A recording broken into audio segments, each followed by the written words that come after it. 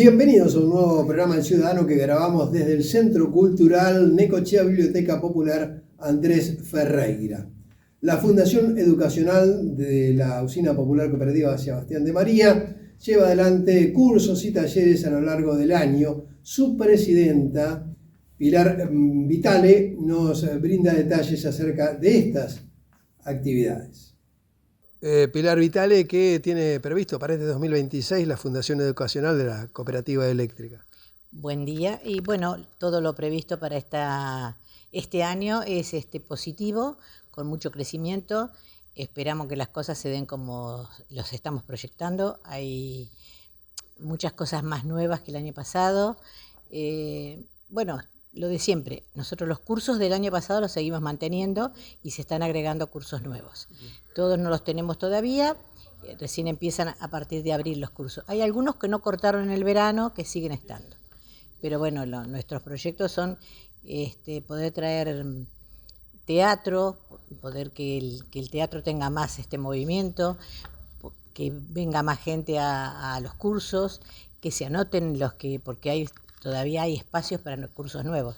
Cursos reales en este momento tenemos 13 y 2 que no son nuestros, que son el de auxiliar de administración, que son y liquidación de impuestos, que esos son de un colegio, de un instituto.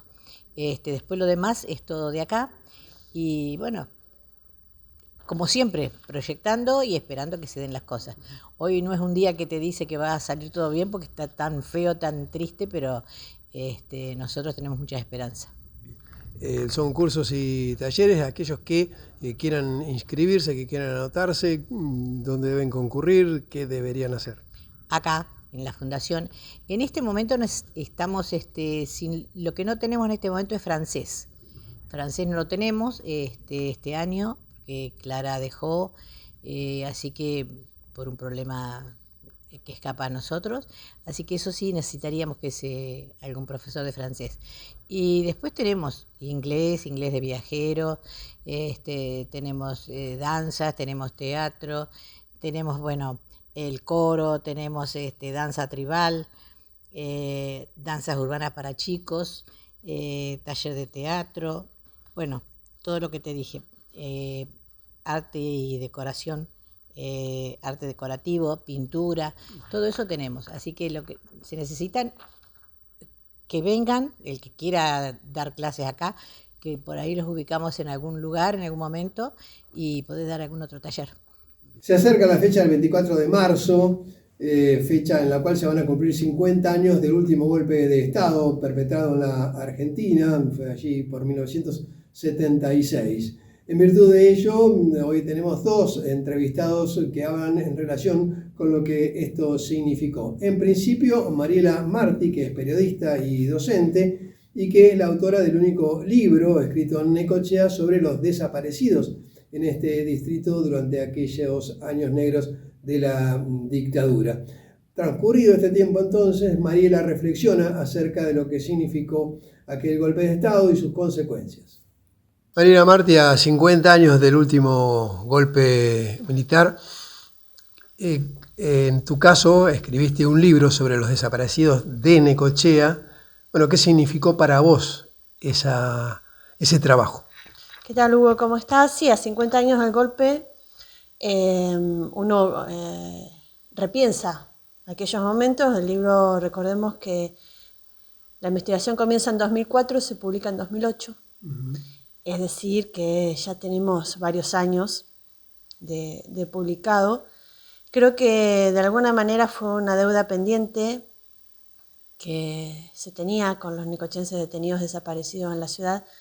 En su momento, cuando en realidad por curiosidad y por compromiso comienzo a indagar, los compañeros, los familiares decían, bueno, sí, fulano de tal está desaparecido, está desaparecida, y como que su identidad terminaba allí, su condición de desaparición.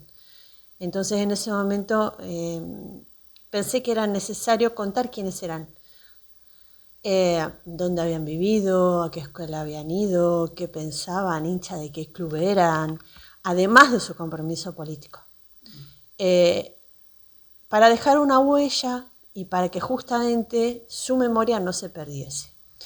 El trabajo que yo inicio ancla en un trabajo previo, que es el de Alejandro Andersen y Carlos Mariano Díaz. Ellos iniciaron una investigación previa.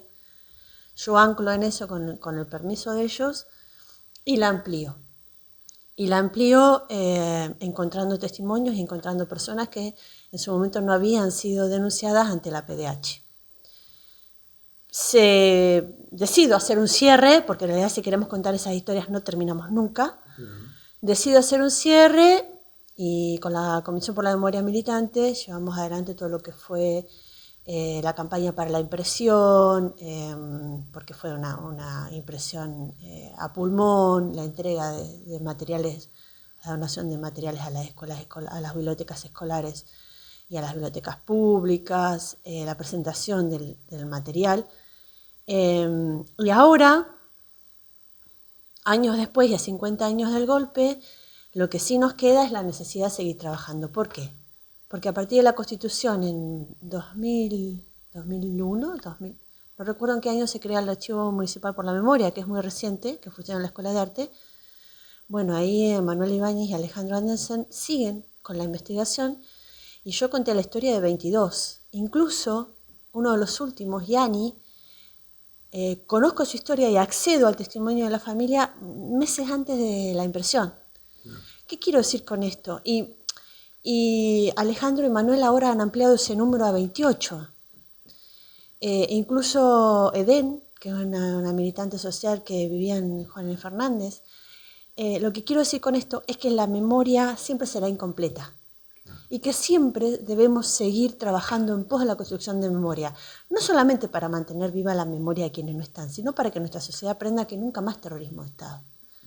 Podemos, perdón. Sí. Te preguntaba respecto de punto de vista humano, cómo resultó ese diálogo con familiares, con amigos, con allegados, para obtener la información, porque en algún momento no se quería hablar o se tenía temor.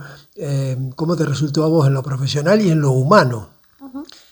Por suerte, en ese momento, 2004, hace 22 años,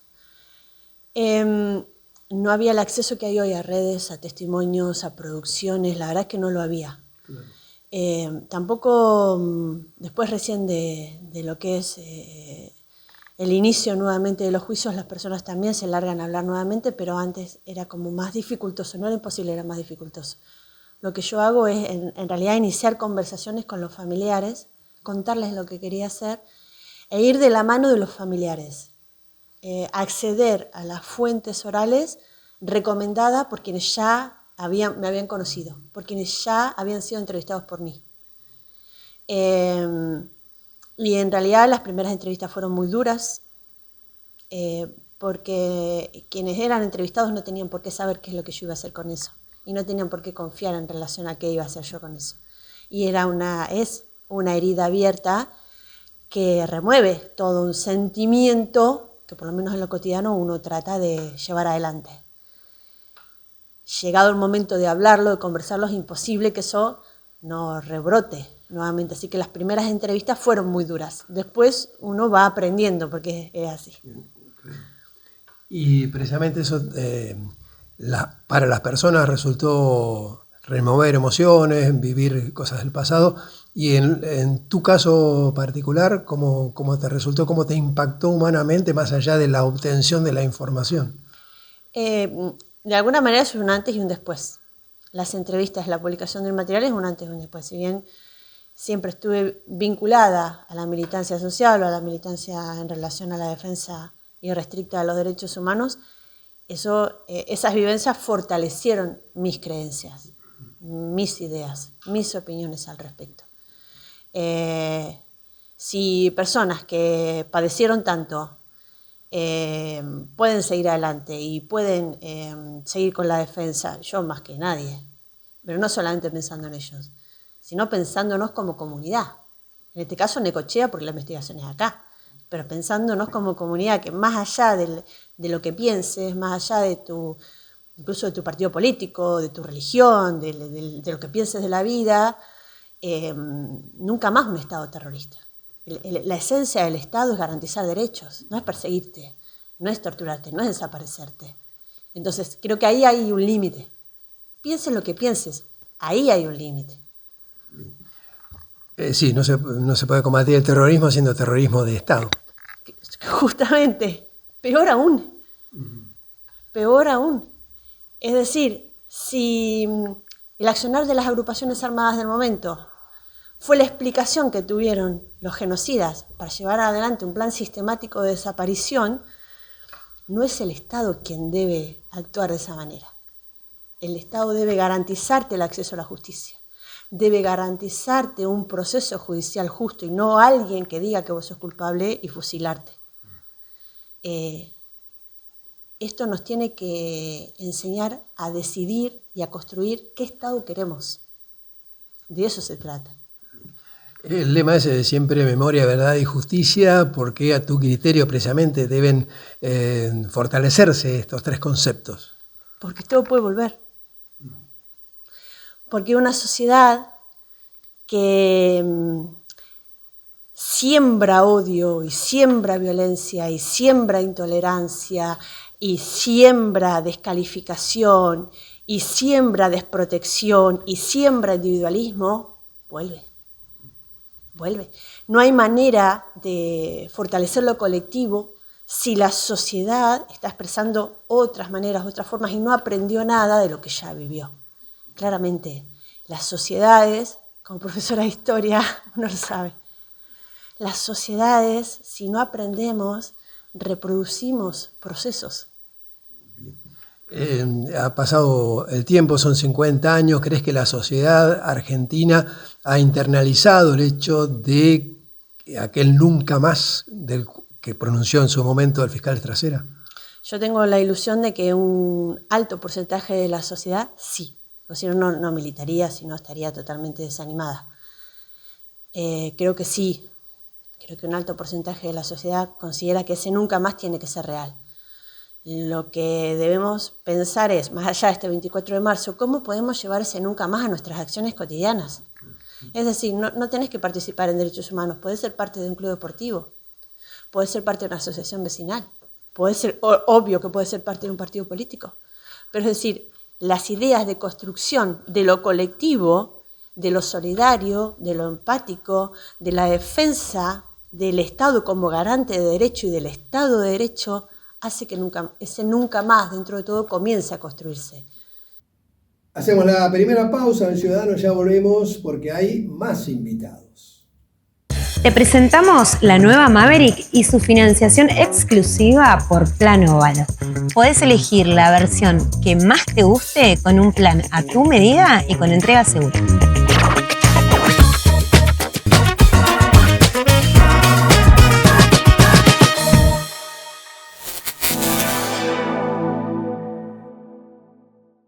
Los medicamentos de venta libre o recetados que se comercializan fuera de la farmacia pueden provocarle más daño que la enfermedad. Esta situación tiene remedio. El remedio está en la farmacia. Se lo recomienda el Colegio de Farmacéuticos de Necochea.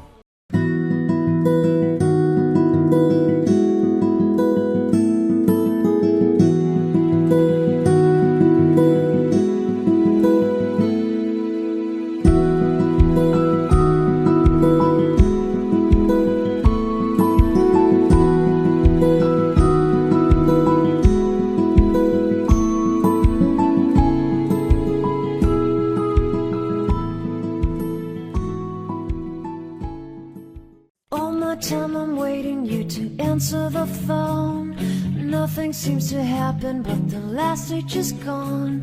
I hope somewhere your voice promises less and us more, but still my pillow's on the floor. Anyone could say that we are never assured, for things we're dreaming of are always out of the store. Pages light up. Containers Necochea. Hacemos realidad tu sueño. Planta en Ruta 86 y Calle 94. WhatsApp 2262 57 40 46.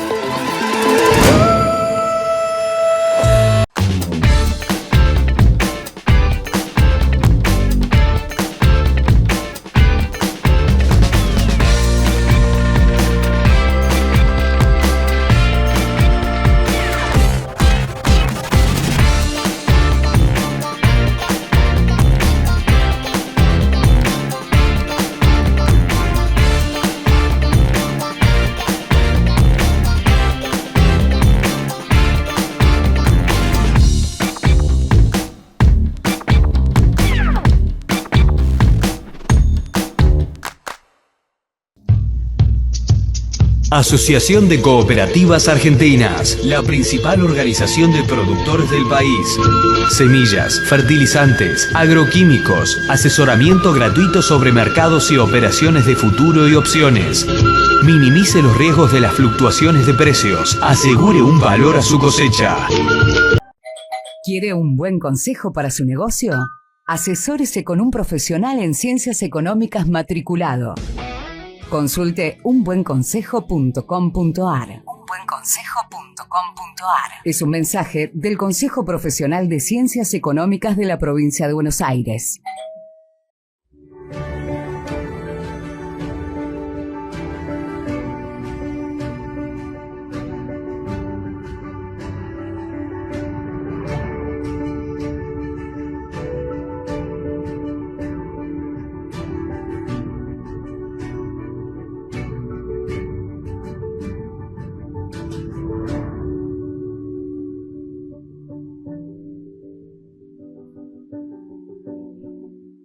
SUTERIH, Sindicato de Trabajadores de Edificios de Renta y Horizontal. Secretario General Rafael Diácono.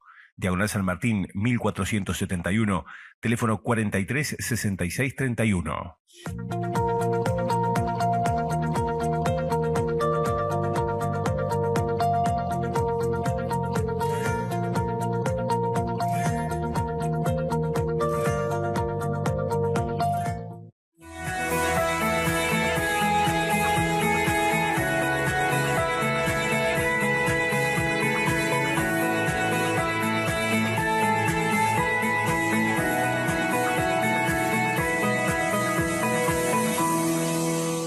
Centro de Acopiadores de Cereales Zona Puerto Quequén, contribuyendo a la renta nacional, provincial y local, apostando siempre al trabajo y al mejor servicio. Dársena de Servicios Puerto Quequén Sociedad Anónima.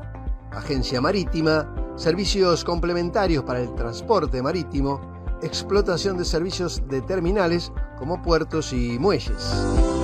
Dársena de Servicios Puerto Quequén Sociedad Anónima.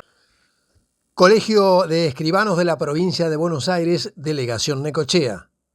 Trabajando permanentemente para la jerarquización del notariado profesional. Cooperativa Agropecuaria General Necochea Limitada de consumo, seguros, cereales e insumos. Desde siempre al servicio del productor agropecuario. ¿Cómo es nadar en aguas heladas, gélidas y sobre todo en Europa, en Suecia y Finlandia? Leonardo Gaitán nos relata su experiencia. A Leonardo Gaitán lo he entrevistado varias veces, pero como funcionario público en su momento. Él es ingeniero y estuvo a cargo años atrás del área de obras sanitarias. En este caso la nota tiene que ver con el agua también, pero desde otro punto de vista muy diferente, porque acaba de venir de Suecia y de Finlandia, donde participó en torneos de natación en agua sumamente fría. Precisamente esa es la especialidad. Leonardo, ¿qué tal? ¿Cómo te va? ¿Qué tal, Hugo? ¿Cómo te va? Bien, bien, bien. Bueno, acá en mis manos tengo una medalla que es de Finlandia precisamente. Esto es la parte final de esta especie de gira, podríamos decir, que hiciste por Europa. Sí, exactamente. La gira empezó en Suecia, en Skellefteå, donde un grupo de lo que éramos el seleccionado nacional decidimos ir primero a la Copa del Mundo, que justamente era la última fecha del circuito de la Copa del Mundo, que había nadado en agosto, ¿sí? Del año pasado en Calafate, porque justamente teníamos en Suecia, en Finlandia, perdón, teníamos en Oulu, teníamos el Mundial, y bueno, la mayoría, por no decir todos los argentinos que conformamos el seleccionado, no teníamos un lugar físico donde poder hacer una buena adaptación al frío, porque esto ya es una natación mucho más extrema de lo que habíamos hecho en Calafate. Entonces decidimos 9 argentinos pasar primero por la Copa del Mundo de Suecia en Skellefteå, más que nada para hacer una adaptación. Una ambientación, antes de llegar al Mundial, exactamente. Claro. ¿Y son competencias de natación de qué distancias? Son distintas distancias, o sea, se nadan todos los estilos. Es una pileta que se hace en un ámbito natural, justamente en el Golfo de Botnia, que es donde termina el mar Báltico, que está todo congelado, se corta el hielo y se hacen piletas adentro del hielo con andariveles, como una pileta normal, común y corriente de un natatorio con sus andariveles. ¿Y qué temperatura aproximada tiene? Mira, en Suecia, estuvimos con temperaturas entre 1 grado bajo cero y casi 2 grados bajo cero la temperatura del agua. Ya en Suecia, eso fue en Suecia. En Finlandia estábamos con 0,5, 0,8 bajo cero la temperatura del agua. ¿Y cuando participaste en el Calafate? 2 grados y medio la temperatura. Así fue progresivamente. Exactamente, por eso esto ya es lo extremo de lo que ya no es una natación de agua fría, sino que es una natación de agua gélida. Claro. Sí. Y vos participás de una categoría determinada, esto es por edades. Claro, esto se trabaja por edades, o sea, son categorías por edades que son cada 5 años y a su vez estás en un ranking general, en un ranking mundial. Bien. ¿Vos actualmente qué edad tenés? Yo tengo 57 años. Bien. ¿Y hace mucho tiempo que estás dedicado a esto? No hace mucho tiempo. Yo empecé gracias a un amigo, al Colo Pose, guardavida, sí, que él fue el que... Recientemente, exactamente. Que él fue el que me llevó a esto. Él tenía una página que era Guardavidas a Seca, que hacía... la historia de todo, guardavidas. Exacto, guardavida, eventos deportes acuáticos. Y justo tenía que ir a hacer una nota al cierre del campeonato argentino de natación de agua fría en Claromecó. Me dice, Leo, dice, acompañame, dice, vamos, dice, ¿por qué no nadar? Le digo, nunca nadé en agua fría, más que aguas abiertas, que he hecho, eso sí, hace bastante tiempo. Me dice, no, pero vos lo vas a poder hacer. Le digo, bueno, le digo, vamos. Me insistió tanto que fuimos juntos, que nadé por primera vez en Claromecó, una carrera de agua fría, no agua gélida, agua fría, que fue en octubre, y fue duro. La primera vez fue duro, o sea, nadé en aguas a 9 grados, y 2000 metros, que era una distancia bastante importante para estar en esa temperatura. Bueno, con la suerte de que en esa carrera pude llegar tercero, y bueno, a partir de ahí, eso fue en el año 2022, a partir de ahí fue que al año siguiente dije, qué lindo esto, qué interesante, le voy a dedicar un poco más a este tipo de deporte porque sinceramente me había gustado.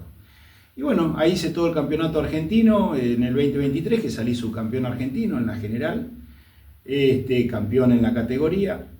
Y ese mismo año, o sea, ya estando en este ambiente, uno ya se empieza a contactar justamente con gente que está en este tipo de deporte, que yo desconocía el tema de la natación en agua fría, en agua helada.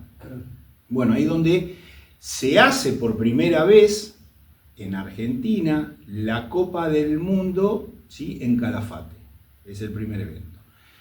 Entonces me anoto. Fui a Calafate por primera vez, me anoté, que me fue muy bien, que en realidad pude traer, creo que fueron 4 podios que traje.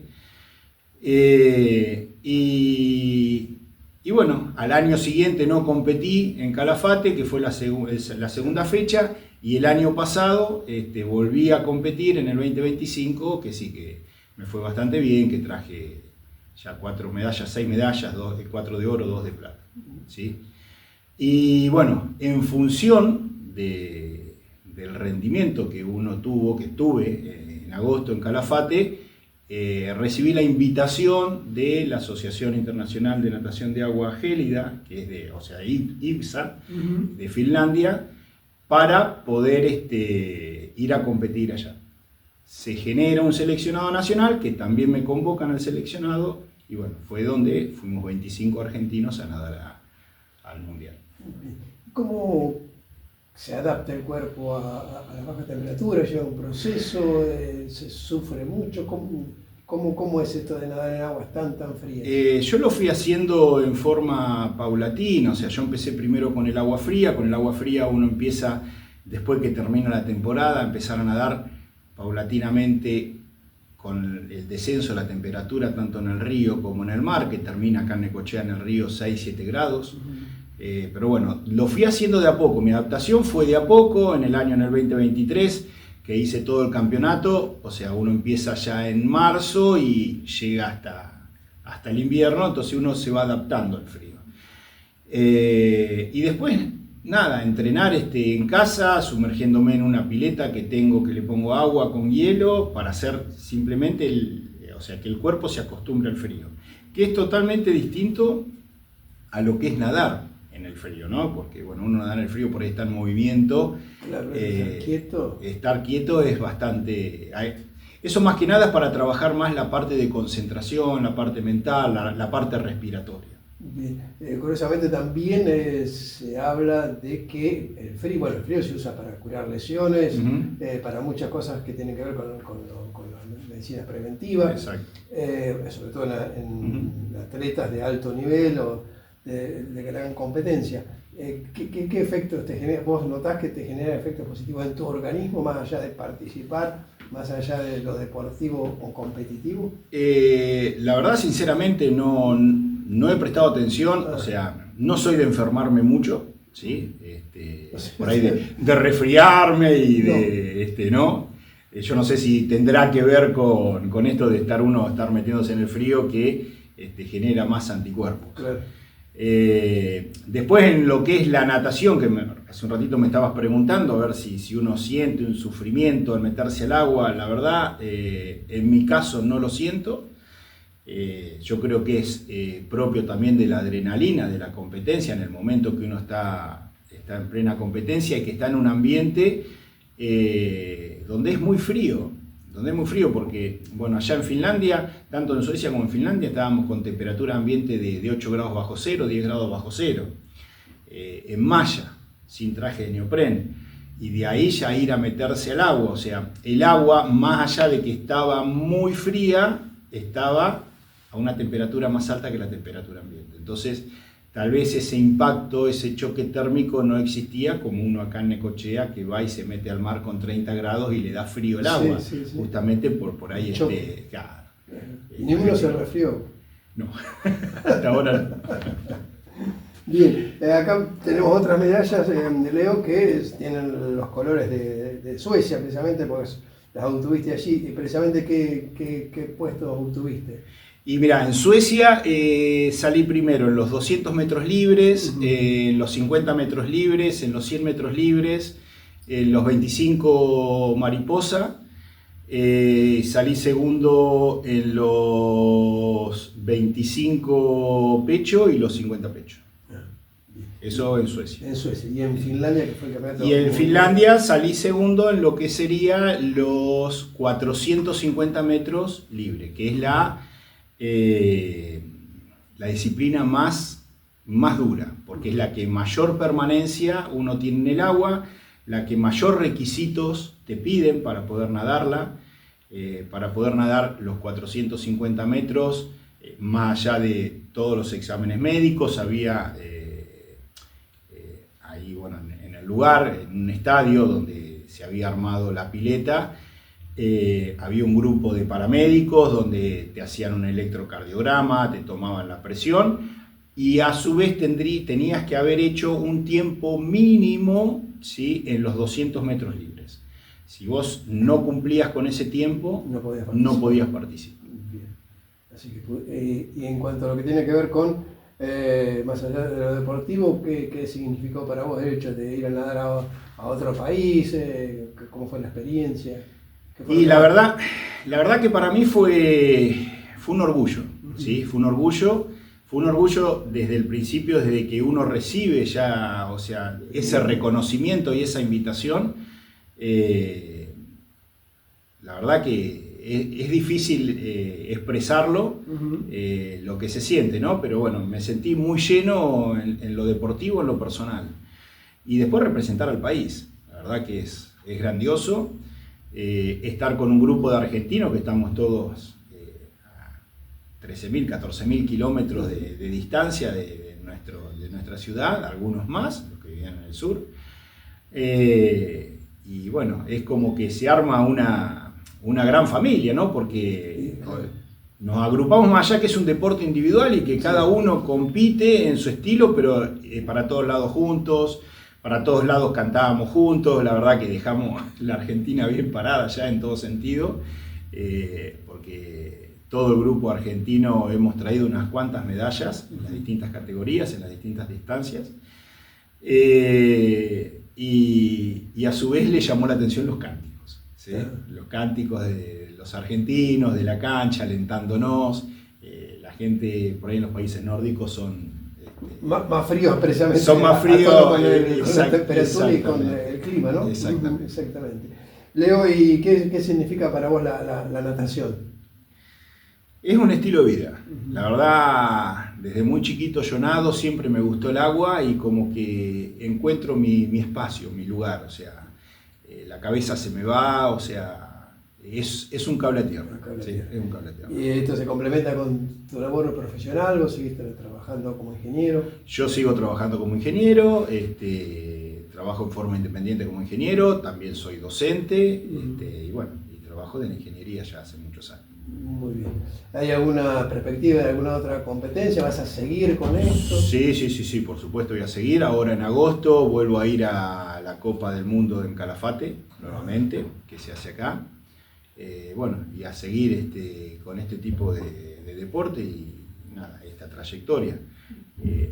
Este año se hace la Copa del Mundo, el año que viene se hace de nuevo la Copa del Mundo y en el 2028 por primera vez sale de los países nórdicos el Mundial, que siempre se compitió en los países nórdicos, sale por primera vez, viene a la Argentina, que se va a hacer en el Calafate. En el sur argentino. En el sur argentino. Bueno, felicitaciones y a seguir entrenando entonces. Sí, por supuesto, eso, a seguir dándole duro, entrenar. Bueno, ahora estoy por ahí recuperando un poquito, porque bueno, es una exigencia bastante grande la que uno tiene allá. Teníamos en Finlandia teníamos dos competencias por día, una a la mañana y una a la tarde, pero en Suecia llegamos a tener hasta 4 en un día y fue bastante, la verdad, el viaje para las competencias fue bastante agotador. Bueno, descansar un poquito, entonces sí, después vuelta al entrenamiento. Vuelta al entrenamiento. Gracias. Exactamente. Gracias a ustedes por invitarme. Hacemos la segunda y última pausa. Ya volvemos. Fabricada en Tailandia, recién llegada a la Argentina y ahora acá, en Balcarce Autos. La nueva Ford Everest en su única versión Titanium. El nuevo SUV que viene a marcar un nuevo estilo de disfrutar hagas lo que hagas. Con un nuevo motor turbo naftero 2.3 litros EcoBoost que entrega 300 caballos de fuerza y una caja de 10 cambios automáticas con tracción 4x4, alta y baja. Todo esto combinado con 6 modos de manejo para que elijas de forma sencilla qué terreno querés desafiar.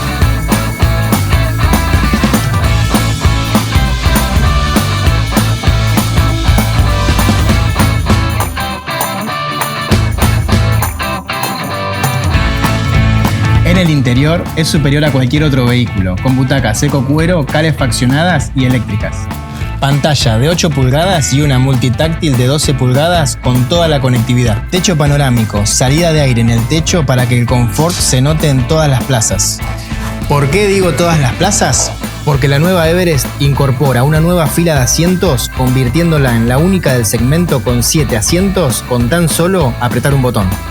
Si hablamos de seguridad, la nueva Everest incorpora su sistema Ford Copilot 360 con control crucero, sistema de precolisión, asistente en reversa, sistema de punto ciego y muchísimo más. Vení a conocerla acá, a Balcarce Autos.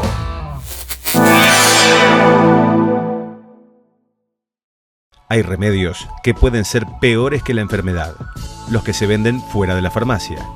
Proteja su salud y busque el remedio donde debe estar. El remedio está en la farmacia. Se lo recomienda el Colegio de Farmacéuticos de Necochea.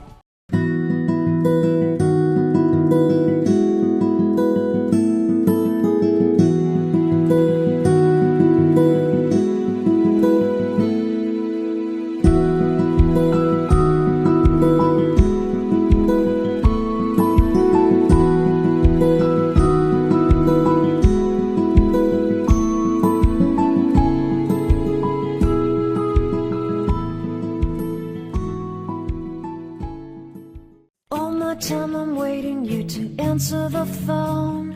Nothing seems to happen, but the last stage is gone. I hope somewhere your voice promises less and us more, but still my pillow's on the floor. Anyone could say that we are never assured, for things we're dreaming of are always out of the store. Pages light up. Containers Necochea. Hacemos realidad tu sueño. Planta en Ruta 86 y Calle 94. WhatsApp 2262 57 40 46.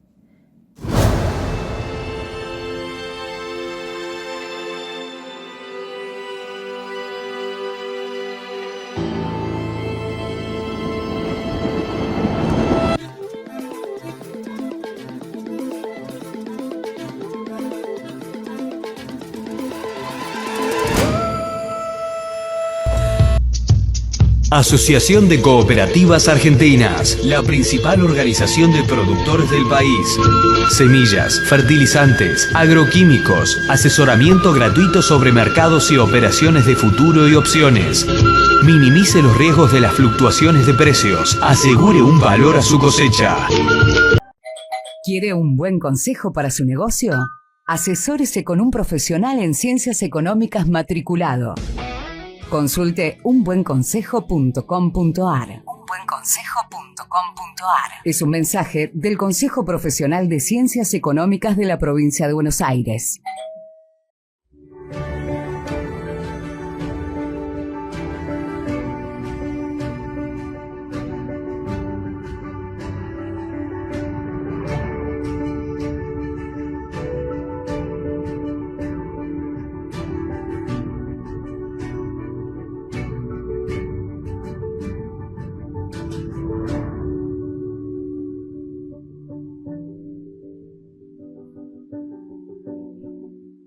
SUTERIH, Sindicato de Trabajadores de Edificios de Renta y Horizontal. Secretario General Rafael Diácono. Diagonal San Martín, 1471.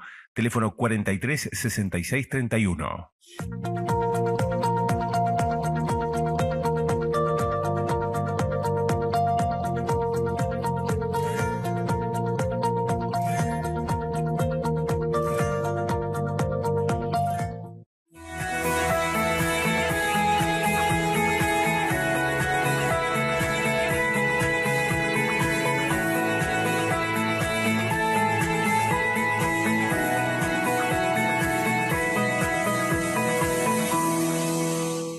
Centro de Acopiadores de Cereales Zona Puerto Quequén, contribuyendo a la renta nacional, provincial y local, apostando siempre al trabajo y al mejor servicio. Dársena de Servicios Puerto Quequén Sociedad Anónima.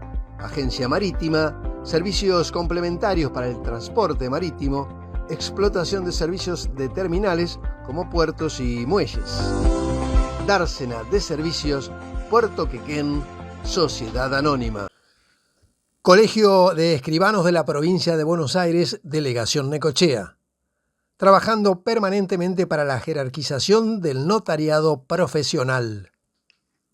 Cooperativa Agropecuaria General Necochea Limitada de consumo, seguros, cereales e insumos, desde siempre al servicio del productor agropecuario.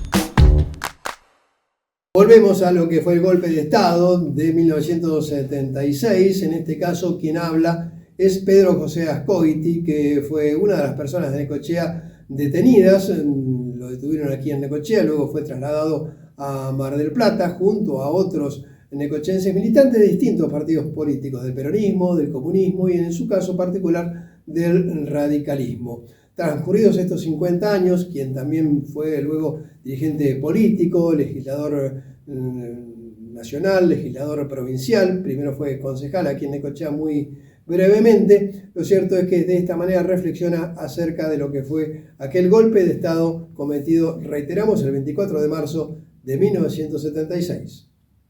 Pedro José Azcoitia, 50 años se están por cumplir ahora de aquel golpe del 24 de marzo de 1976, con esta perspectiva que da el tiempo.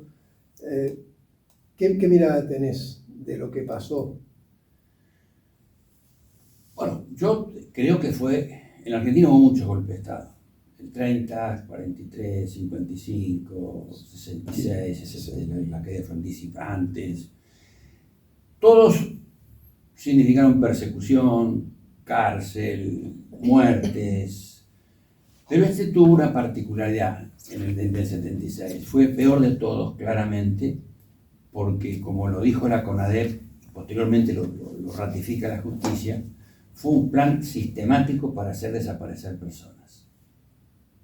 Esto está corroborado por la justicia, las condenas así lo indican. Todos también tuvieron una particularidad: grupos económicos atrás de quienes accedían al poder. En la mayoría de ellos, serían todos, hubo en mayor o menor medida participación civil. Pero esta característica de los grupos económicos se da en todos. Es archisabido cuando se dice que el golpe del 6 del 30 Irigoyen tuvo olor a petróleo.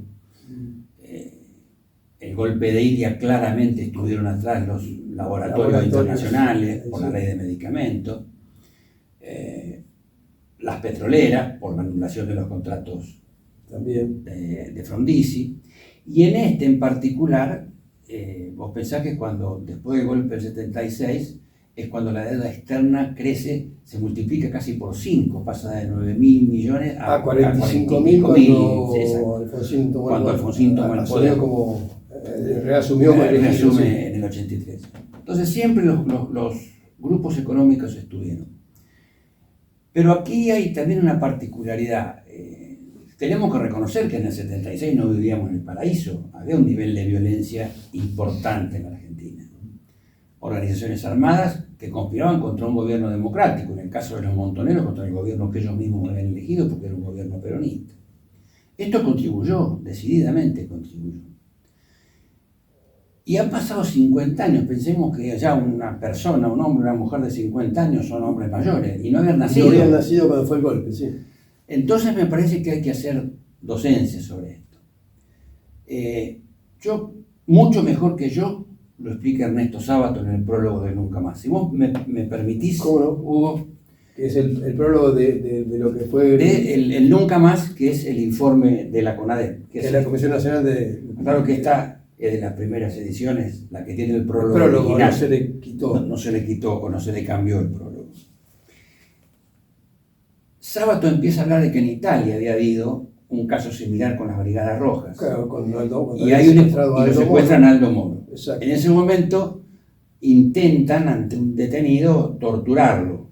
Y el general de la Chiesa dice, no, Italia se puede permitir perder a Aldo Moro, no se puede permitir implantar la tortura. Esto está citado por Sábato, que es el redactor del prólogo. Y dice, no fue de esta manera en nuestro país. A los delitos de los terroristas, las Fuerzas Armadas respondieron con un terrorismo infinitamente peor que el combatido, porque desde el 24 de marzo del 76 contaron con el poderío y la impunidad del Estado absoluto, secuestrando, torturando y asesinando a miles de seres humanos. De la enorme documentación recogida por nosotros se infiere que los derechos humanos fueron violados en forma orgánica y estatal por la represión de las Fuerzas Armadas, y no violados de manera esporádica, sino sistemática, de manera siempre la misma, con similares secuestros e idénticos tormentos en toda la extensión del territorio. Todos caían en la redada. Dirigentes sindicales que luchaban por una simple mejora de salarios, muchachos que habían sido miembros de un centro estudiantil, periodistas que no eran adictos a la dictadura, psicólogos y sociólogos por pertenecer a profesiones sospechosas, jóvenes pacifistas, monjas y sacerdotes que habían llevado las enseñanzas de Cristo a barriadas miserables, y amigos de cualquiera de ellos y amigos de esos amigos. Gente que había sido denunciada por venganza personal y por secuestro bajo tortura. Todos, en su mayoría inocentes de terrorismo o siquiera de pertenecer a los cuadros combatientes de la guerrilla, porque estos presentaban batalla y morían en el enfrentamiento o se suicidaban antes de entregarse. Esto marca claramente, en primer lugar, que no se equipara en el nunca más el terrorismo de Estado con el terrorismo. Acá hay que diferenciar muy bien. Incluso cuando Alfonsín en el 83 ordena los juzgamientos en los decretos 157 y 158 de diciembre, por un lado se ordena el juzgamiento de Ferminicho, Obregón Cano, Quieto, Perdía, y por el otro lado de las juntas militares. Y claramente se distingue, las organizaciones armadas cometieron delitos, fueron juzgados como tales, las Fuerzas Armadas orgánicamente fueron juzgadas, no las Fuerzas Armadas, los responsables de las Fuerzas Armadas, por los delitos que cometieron, que claramente fue terrorismo de Estado. Y es incomparable la responsabilidad del terrorismo de Estado con la responsabilidad de una organización armada, que también es un delito, pero en nada equiparable al de un Videla, un Macera o un Agot. Es decir, que lo que llamaron teoría de los dos demonios... Yo creo que la teoría de los dos demonios le sirve tanto a uno como a otro. A los militares involucrados, para decir, no ven, hubo una guerra. Y a Firmenich y compañía decir, no, a nosotros no nos pueden tocar, porque no nos pueden equiparar a Videla y compañía. Entonces, hay que diferenciar muy bien, por un lado, quienes fueron responsables, insisto, del terrorismo de Estado, que está muy bien descrito aquí, y por otro lado, quienes fueron responsables de los delitos de alzamiento contra las autoridades constituidas, como era el gobierno peronista, surgido en 1973, que llega hasta el 76. Entonces creo que esto tiene que estar muy en claro.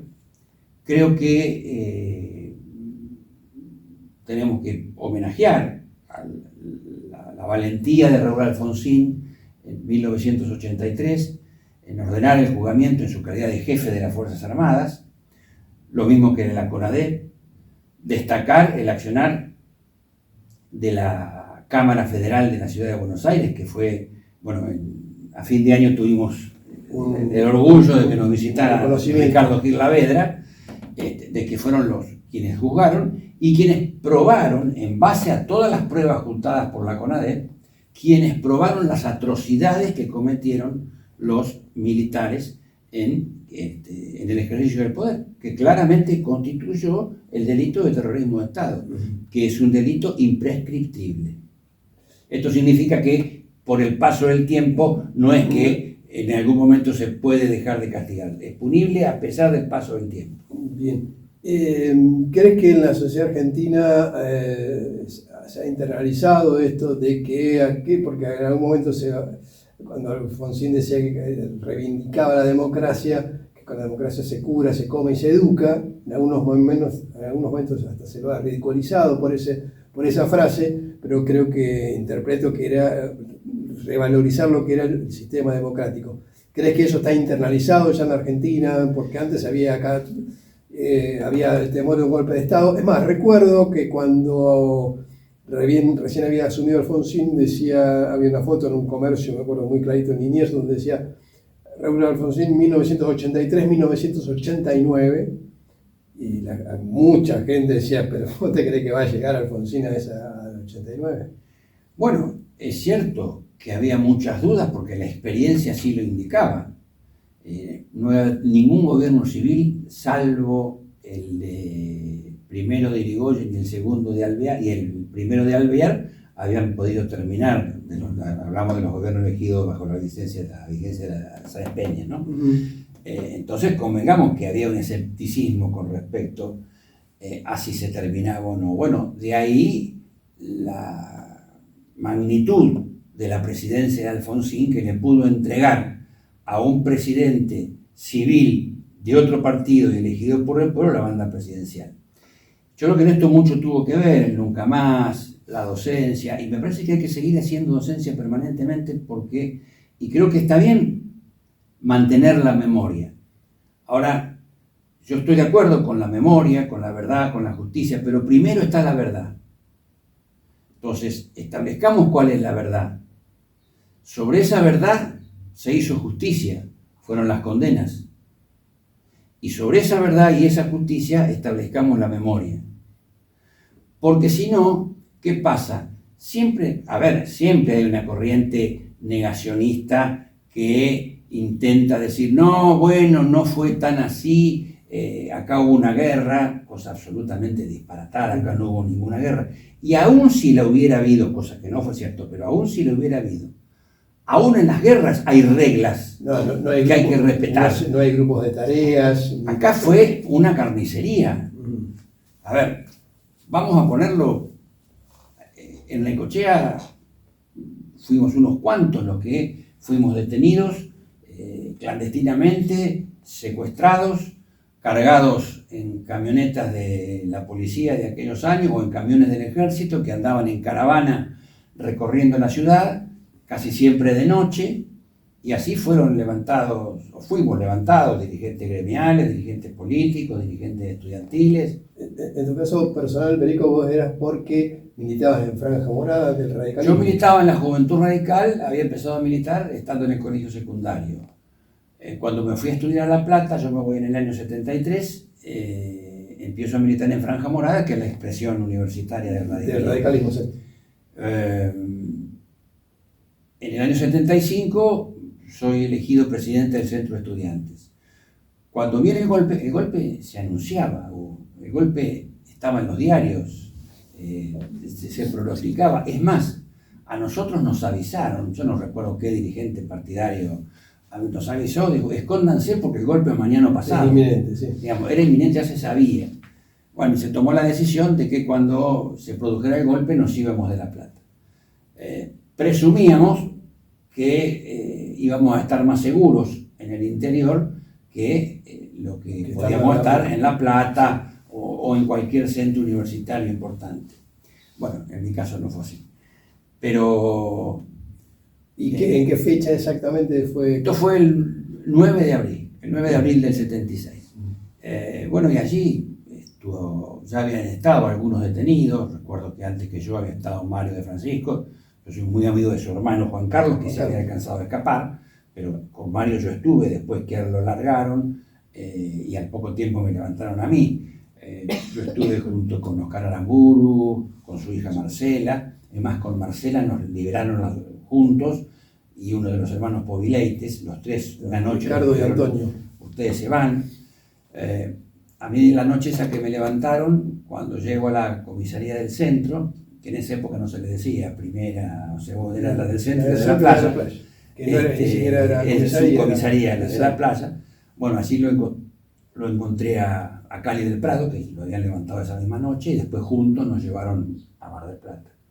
Yo me permití entrar a él nunca más, porque además, digamos, como un documento fotográfico, esta es el lugar donde estuvimos detenidos nosotros en Mar del Plata, en la comisaría cuarta. En la comisaría cuarta, esto es la foto de las celdas donde nosotros estuvimos. Y bueno, yo creo que la memoria hay que mantenerla y hay que hacer docencia, y esto yo te agradezco que lo hayas hecho, porque cada tanto aparece esta cosa de que bueno, no fue así, o fue todo igual. No fue todo igual, no fue todo igual.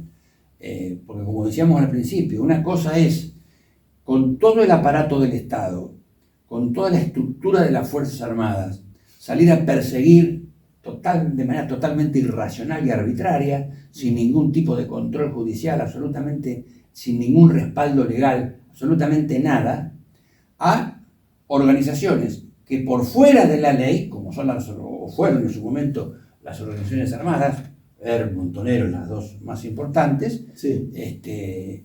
Trataban de acceder a la toma del poder por la fuerza, claro. Porque también, digámoslo, ni el ERP ni los Montoneros creyeron nunca en la democracia.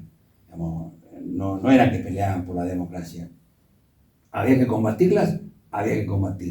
¿Cómo? Con la ley en la mano. Esto no se hizo. Por eso lo que se configuró fue claramente la figura del terrorismo de Estado. Por eso digo, el terrorismo, las acciones terroristas se las combatió haciendo terrorismo de Estado. Exacto. Lo que es infinitamente más grave. Exactamente. Y obviamente que a partir de esto comienza también a tener mucha importancia lo que es la defensa de los derechos humanos, que por sí también debería recalcarse que no son de todos. Obviamente. no de algún sector en particular. No, aparte, a ver, una sociedad libre, democrática, como las que aspiramos, creo yo, la mayoría, tiene que tener como uno de los principios básicos, liminares, la defensa de los derechos humanos.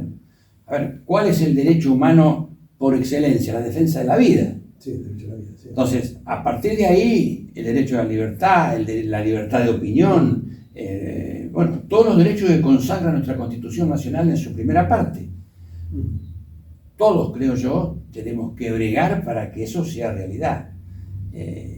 A veces hay marchas y contramarchas, a veces se avanza y a veces se retrocede. Hoy yo marco como un claro retroceso las disposiciones legales de este gobierno que permiten, sin orden judicial, detener a alguien.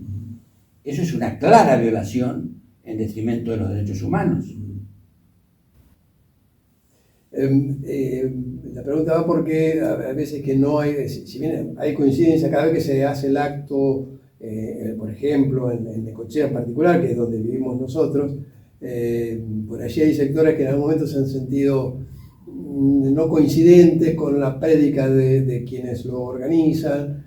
¿Ha habido alguna diferencia en tal sentido? Bueno, yo creo que son diferencias, son visiones diferentes, pero no podemos pensar. Eso también forma parte de la pluralidad. El pluralismo es uno de los derechos humanos también, poder pensar distinto. Eso no es algo que me preocupe. Lo que sí sería preocupante que no se respetara al que piensa distinto. Esto es central en un sistema democrático, el respeto al que piensa distinto. Bien. En tu caso entonces, que cuando se recuerda el golpe de Estado, y en 50 años, ¿qué es lo que te viene primero a la mente? Yo creo que el sentido de estos recordatorios justamente es que nunca más pase algo así. Alfonsín hablaba en aquel momento, y vos te acordarás, aunque eras muy chico, que hablaba de por 100 años de democracia. Sí. Bueno, ya llevamos 40 y pico. Sí. Y como vos también mencionabas al principio, parecía una utopía, era que no va a durar. No. Bueno, y sin embargo, ha habido gobiernos de distintos signos. Sí. Hubo al principio intento de golpe de Estado. De Alfonsín, para que vos, incluso el de mirá, acá hubo uno de los quien dirigió los operativos acá en Necochea, fue un mayor, creo que era el grado que tenía, Tocalino. Sí. Está condenado a prisión perpetua. Tocalino fue lugarteniente de Seideldín en el levantamiento de Villa Martelli. O sea, los mismos que fueron durante la dictadura militar, los que violaron derechos humanos, posteriormente intentaron tumbar al gobierno de Alfonsín, incluso, bueno, en última instancia el gobierno de Menem, que fue el que terminó con los indultos después para un lado y para el otro. Recordemos que Firmenich fue indultado, también fueron indultados Videla, Macera, Gotti y compañía. Pero bueno, creo que la prédica de los partidos políticos, la prédica de intelectuales, el nunca más, mucha gente contribuyó a que no hubiera más golpes de Estado, que se fue creando conciencia de la importancia de la democracia, la importancia de que la soberanía popular tiene que estar por sobre la voluntad de cualquier iluminado, sea militar o no militar. Entonces creo que esto sí se ha hecho carne en la Argentina, pero no es para quedarse quieto, esto permanentemente tenemos que hacer docencia y batallar para que la democracia se siga profundizando. A ver, yo creo que la falta, y acá me hago cargo de la parte que me toca, la falta de expresiones políticas que representen cabalmente a la sociedad hace que la participación sea cada vez menor en las elecciones. Y esto es muy preocupante, que la gente no vaya a votar, esto de desentenderse de la cosa pública. Sí, ahí ya porque la participación es lo que va a fortificar al sistema democrático. Sí, ahí ya salimos en otro tema que creo que tiene que ver con la responsabilidad de cierta dirigencia política que Sí, bueno, por eso no dije, ha cumplido las expectativas exacto, que la sociedad tenía. Exactamente. Entonces, esto, digamos, el sistema democrático se fortalece en tanto y en cuanto haya participación masiva en las elecciones, en la toma de decisiones, sea no solamente en los partidos políticos, en las organizaciones intermedias. Eso lo fortalece el sistema democrático. Para eso se peleó durante tanto tiempo contra la dictadura para recuperar la democracia. Y así con las palabras de Pedro José Ascoiti, bregando por más democracia en la Argentina, a pesar de las asignaturas pendientes, llegamos al final de un nuevo programa. Nos vamos a reencontrar la próxima. Nos pueden ver a través de nuestro portal de noticias, que es www.ciudadanonecochea.com.ar, también a través de YouTube, donde en el canal de Ciudadano Necochea. En Lobería, en San Cayetano y en Juan N. Fernández, nos ven a través de sus respectivos canales de televisión. Hasta la próxima semana.